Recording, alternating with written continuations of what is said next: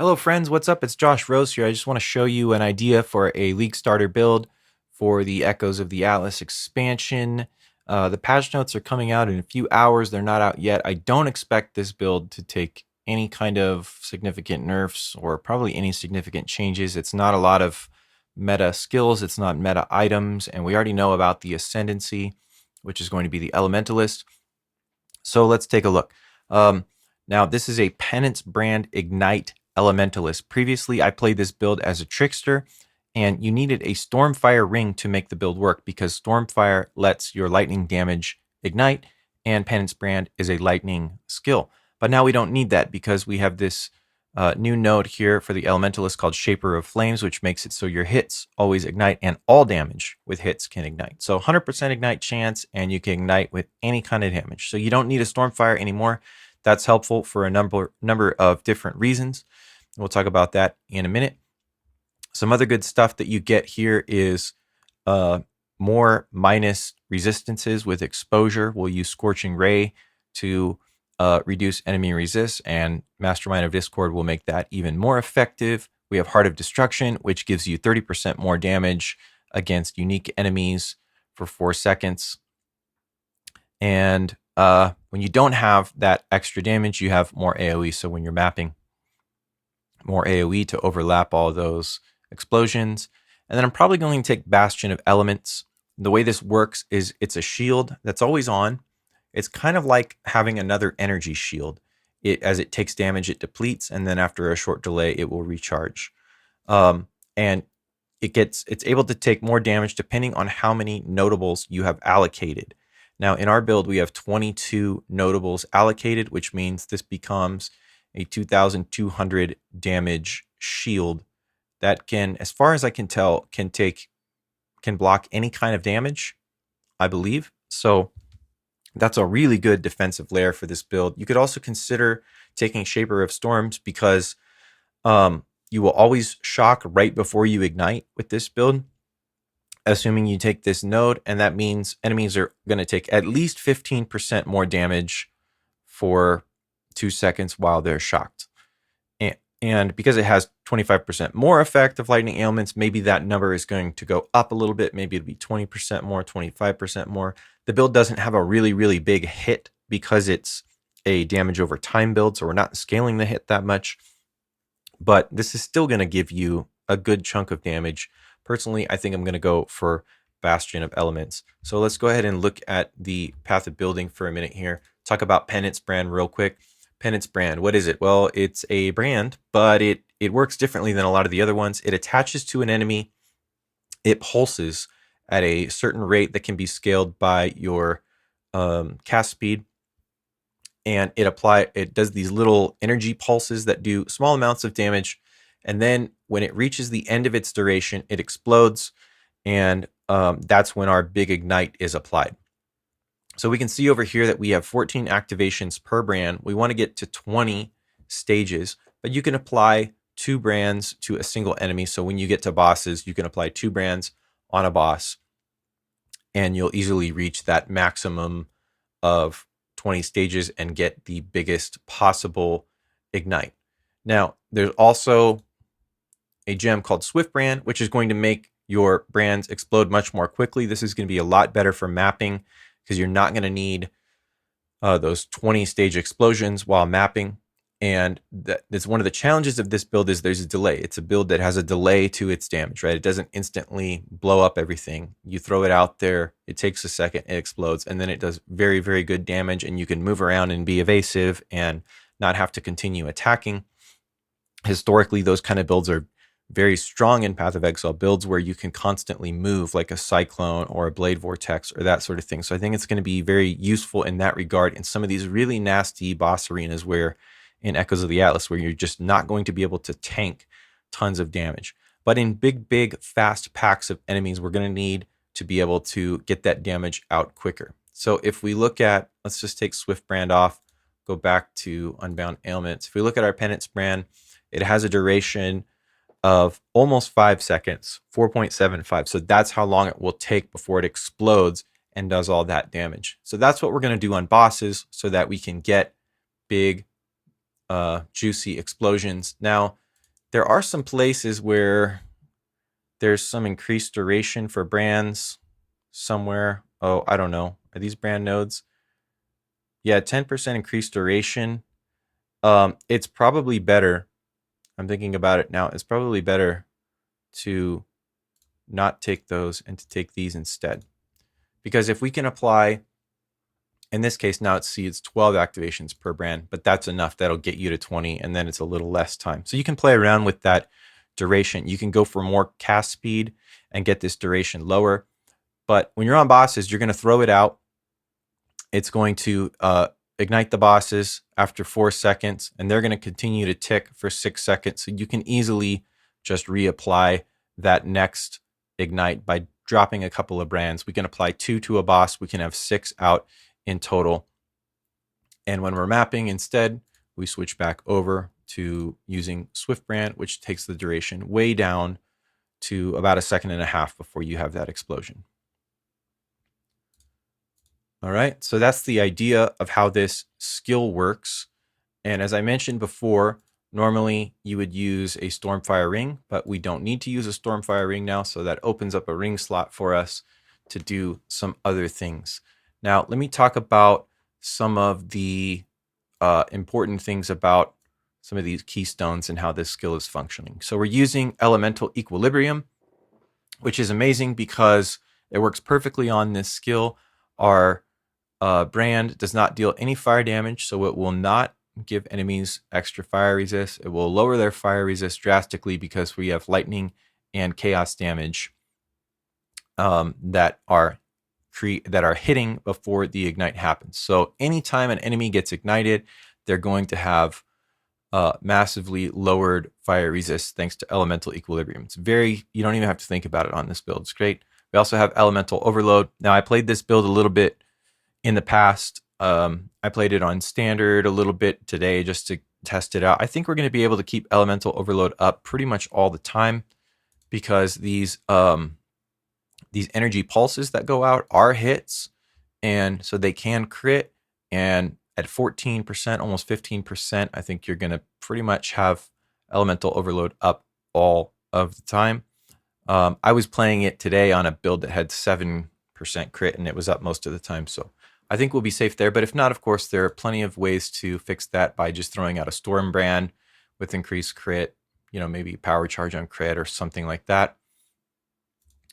So those are 2 nice big damage multipliers. We've got a couple of nodes up here on this Cluster Jewel, Wasting Affliction and Blowback. These both just make our damage over time happen more quickly, which is useful. Rune Binder allows you to attach a second rune to an enemy. Most of the other stuff fairly self-explanatory. It's some different brand stuff, life, cast speed, that sort of stuff. One thing we should talk about now, I think, are the defensive layers of this build. So you'll notice we also have Mind Over Matter, we have Wicked Ward, and we're using the Devouring Diadem, which gives us Eldritch Battery. So the way these interact is Eldritch Battery means you spend Energy Shield instead of mana to cast, which is useful because this build is pretty mana hungry. Although it is a brand build, so you're not constantly casting, but it has a decent cost to it. And we also have Mind Over Matter. So what happens is when we take damage, 30% of the damage we take comes from our Energy Shield because our Energy Shield protects our mana. So essentially, if you can have an Energy Shield that's about 30% of your life pool, then you have 30% more effective HP. So in this case, we would have around 800 effective HP between our life and our Energy Shield. On top of that, we have very good life, Energy Shield, and mana recovery because of the Devouring Diadem and also Soul Strike. But this helm is really useful because what it does, it triggers Feast of Flesh every 5 seconds, which is an ability that it's an offering. Basically, it'll consume corpses and it'll give you a bunch of life, a bunch of health, a bunch of mana. This is going off all the time as you're mapping, constantly refilling your Energy Shield and your HP. And this becomes really useful when you use a Desecrate castable damage taken. So constantly these desecrates are going off and creating corpses for you. With Spell Cascade, it creates more of them, and it just gives you more bodies to leech off of. And it makes for a very good defensive mechanic. And when you're fighting, smaller packs of enemies, you can stand in the packs and just constantly recover life, because this is a really strong combo. On top of that, we've decided to go with a bow with this build. Now you can play this with wands. You could play this with a staff. You could do a wand and a shield. I'm going with a bow for, again, the added defensive element of having Soul Strike, helping keep our energy shield up. And when you combine that with Wicked Ward, which means your energy shield will not stop recovering if it has started recovering recently, and here on Soul Strike, a really fast start of our energy shield recovering, it's makes for a really nice combo, just continually topping off our ES, making sure that we're not just relying on our life pool. Now, on the topic of defenses, a couple more things to discuss. I'm planning to use Ascendancy Gentle Touch on this build to give us temp chains on enemies. Any enemies you hit are going to have temp chains. That's going to be super useful. It actually is a damage increase for this build as well, because it means that the ignites will last longer on enemies. And so you can spend more time being evasive when you're in these big boss fights and stuff, rather than having to cast more brands. It also gives, it also will frequently blind enemies. When we're mapping, we're going to have a lot of enemies that are blinded. If they're anywhere near any sort of corpse, they will be blinded. Now, sometimes we remove those corpses with our Devouring Diadem, Feast of Flesh, but that's once every 5 seconds. So should be fairly reliable in large packs of enemies to be have enemies blinded because they're standing near corpses of enemies that were hit with temp chains. But the temp chains is the main thing. There's also some corpse explosion that is going to be really useful, just to help with clear speed a little bit, I think. And let's see what else. Now, let me just say something about the rest of this gear. This is not any crazy mirror gear. In fact, most of it is just, it's just some stuff. It's just stats. There's no damage on any of this gear except for this damage right here, the 15% increased damage on a belt. That's just a cheap craft. The damage on the bow, which it's just 4-stat bow. Not that hard to craft something like this. Can easily craft something much better. And like I have aspect of the spider on this skill, but on this amulet, but we don't actually use that. You could use it, but we don't actually use that, so you don't need that. So it's just got some fizz as lightning, basically, and some attributes. So very simple gear. That's why this is meant to be a starter build. Just some life and resist on our body armor. So that it's very modest gear, and there's a lot you can do with this. This is just a sort of basic template on what kind of gear you might use, but you can certainly get a lot more damage on a lot of the gear that we have here. And we're just going pretty hard into the life pool, making sure we can get resist cap. Obviously, these are just kind of messed up right now because I've got clones of jewels and that sort of things, but you have no problem getting resist cap with all of these available slots. We do have some evasion on the build, 39% evasion. Let's take a look at, that's with our Val Grace up, that gives us a bunch of attack and spell dodge. But if we have enemies that are, say, blinded, then we're going to have another good chunk of evasion. Now, I currently have shock ticked, which if we're going to go with the Aegis shield, then we probably will not have shock on enemies.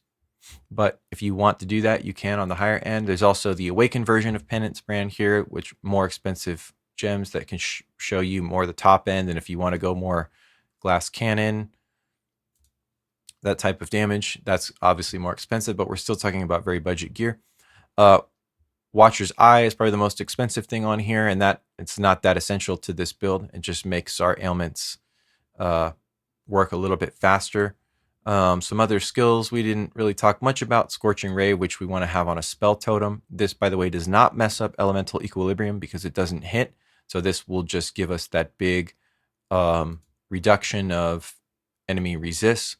We'll use blink air to move around, assuming that we're using um, a bow. We could also use dash, and that might even be the better choice.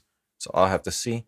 Get frenzy charges while things are burning by using frenzy, and we can apply a curse that way. If you want to use despair instead of using temp chains, you're going to get more damage out of that. And maybe the build is going to be tanky enough to just go ahead and do that. So if we do that, we'll do that as a curse on hit. You can use Storm Brand to proc Elemental Overload if Penance Brand itself isn't getting the job done. And I think the last thing I need to say is because we can ignite with all damage, Atziri's Promise and Sin's Rebirth become very good flasks. And you might ask that question, why not just use Stormfire anyways and not have to take that Elementalist node? I mean, you could go, this doesn't do that much for you if you have another way of igniting, which Stormfire would. And I can see the argument for that. I think there's some merit in that, where maybe you do go Shaper of Storms and just still use a Stormfire ring. The argument for me against that at the moment is simply because you can get so much damage from an Atziri's Promise, 30% more damage from an Atziri's Promise, because it allows your elemental damage, it allows your chaos damage to ignite. And you can see we get 20% of Fizz and 14% of elemental as chaos. That gives us 30% more damage in one flask that's going to cost a chaos in the first week of the league. Maybe a couple of chaos. And then Sin's Rebirth, same kind of thing. Unholy Might is going to give you a bunch of extra chaos damage. So you get these flasks that give you tremendous scaling that you're just not going to have a lot to use there if you're playing with the Stormfire. So you're talking about, 23% damage, 29% damage. You're almost up to 60% more damage there just from those two flasks. I think that's the best argument for why you should not use the Stormfire ring. So hey, that's it. If anything changes about this build in the next couple hours, which it might, I'll pop back on YouTube and let you guys know. But I'm pretty sure that this is not going to change in any significant way. None of these are meta items. None of these are meta skills. We already know about the ascendancy changes. So I don't think there's going to be any big ignite changes or anything like that. So I think this should be a really safe, an affordable league starter. It should do pretty damn good damage. It should be very survivable with an 8k life pool plus a 2200 shield on top of that. Really gets you around like 10k. When you step into a fight, you're going to have around 10k effective HP and a lot of ways to recover that HP, and temp chains on enemies and the recovery from the devouring diadem. So I think it's going to be a pretty solid build, and I think it will make a very good starter. I think it will work well in the multi-boss arenas that we're going to see in Echoes of the Atlas. I think it will clear very well in Ritual League. And so I think it should be solid. And if you play it, let me know. If you have any suggestions on what I might do differently, let me know. Thanks for watching the channel. Subscribe. I'll have more videos for you throughout the league. See you later.